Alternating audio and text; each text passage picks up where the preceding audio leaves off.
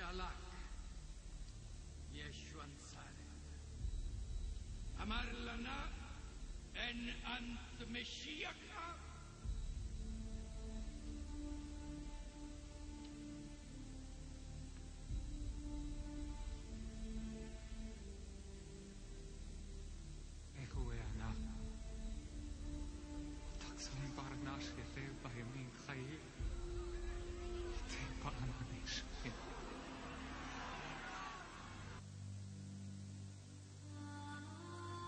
The message of Jesus Christ was a simple message. حضرت عیسیٰ علیہ السلام کا پیغام بہت سادہ He said to پیغام his ہے. people, جب لوگوں نے ان سے درخواست کی کہ اے راہب ہمیں عبادت کرنا سکھا دو، تو انہوں نے کہا کہ میرا باپ آسمان پر ہے. Our Father, انہوں نے یہ نہیں کہا کہ میرا باپ اور میں اس کے ساتھ آسمان پر ہوں. in heaven, اس کی عبادت کرو، hallowed اس کی be, تعریف کرو praise be, اور اس کے نام کا ورد کرو. not my میرے name, نام کا ورد نہیں بلکہ اس کے نام کا ورد کرو. thy kingdom come. اس کی حکومت ہے، My kingdom میری come. حکومت نہیں. Thy kingdom come.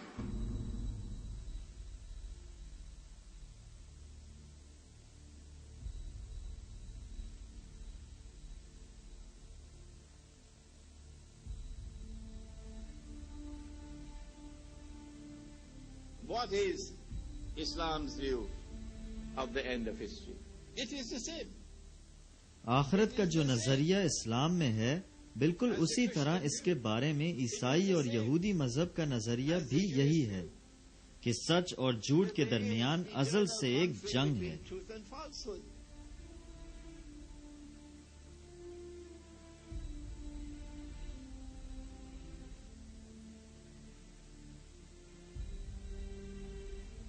That final triumph of truth اور over آخر کار falsehood جھوٹ کو شکست ہوگی اور سچ کو فتح حاصل ہوگی. unfolding in the Holy مقدس سرزمین پر ظہور پذیر ہونے والے واقعات میں بھی سچ غالب آئے گا. وہ لوگ بھی یہی کہہ رہے ہیں جو ہم کہتے ہیں. مقدس سرزمین پر رونما ہونے والے واقعات کا منطقی انجام سچے مسیحا کی آمد پر ہوگا. یہی بات وہ بھی کہتے ہیں اور ہم بھی کہتے ہیں.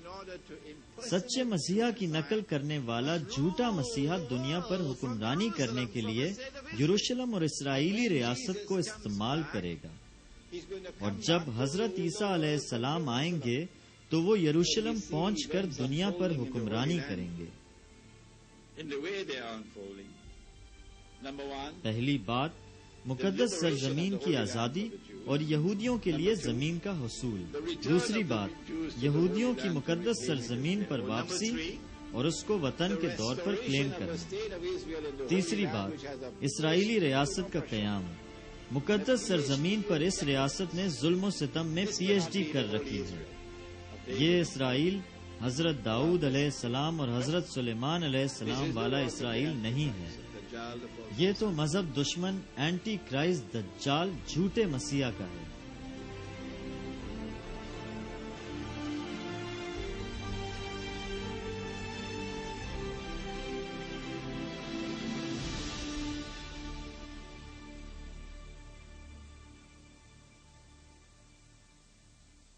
جو لوگ اقتدار پر قابض ہیں انہیں بھی ہمارے مسیحا اور امام مہدی کے بارے میں علم ہے، اور وہ لوگ ہمیں کمزور کرنے کے سلسلے میں اپنی کوششیں جاری رکھے ہوئے ہیں. ہمارے جذبات کو غیر اہم موضوعات کی طرف موڑا جاتا ہے.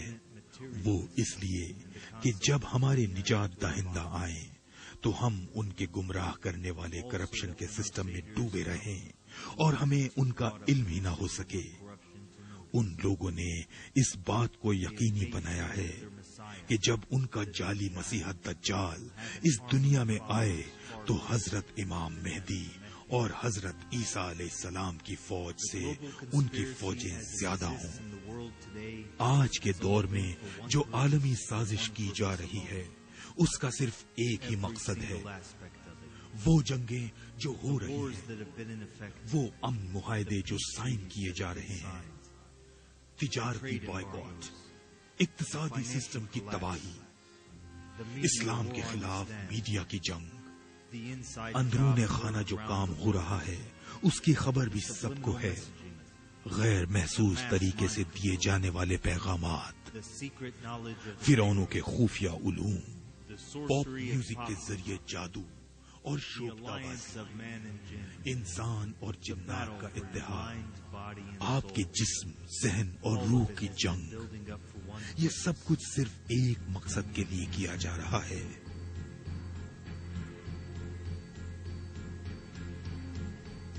The Arrivals۔